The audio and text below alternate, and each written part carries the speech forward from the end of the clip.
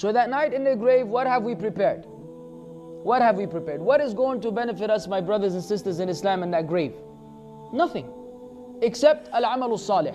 After having right belief, the righteous deeds. Do we have enough righteous deeds? Can someone say, I am sufficient?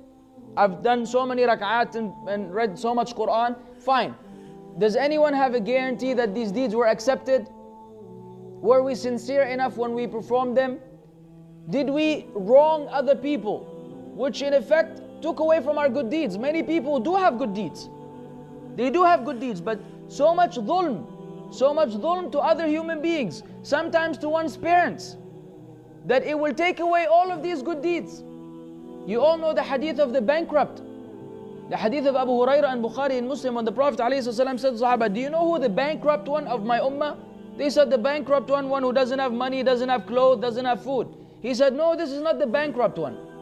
The bankrupt is the one who will come on Yawm al-Qiyamah with good deeds. Salah, Siyam, Zakah, Hajj, Umrah.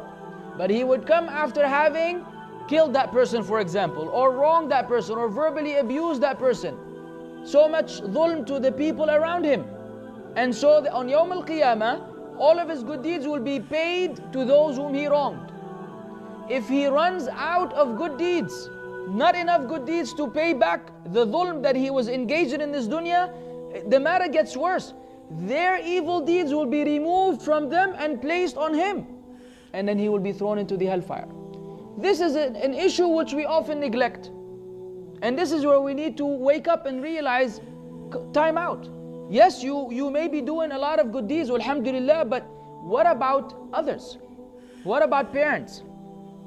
What is the concept of being dutiful to the parents? And what is the concept of wronging the parents? We have a misconception about that. The way we hear people now speak to their parents on the phone, the way you see the teenagers of this day, as if his dad is his son.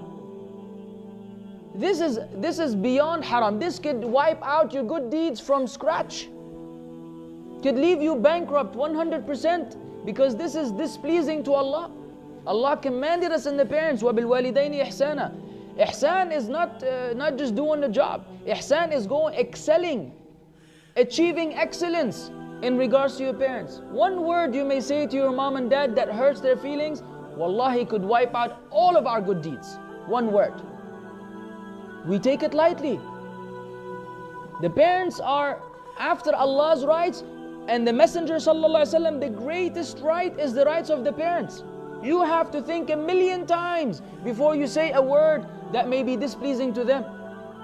And if they're disputing amongst each other, you have to calculate 1,000,000 times before you take sides with one over the other, by wronging either the father or the mother.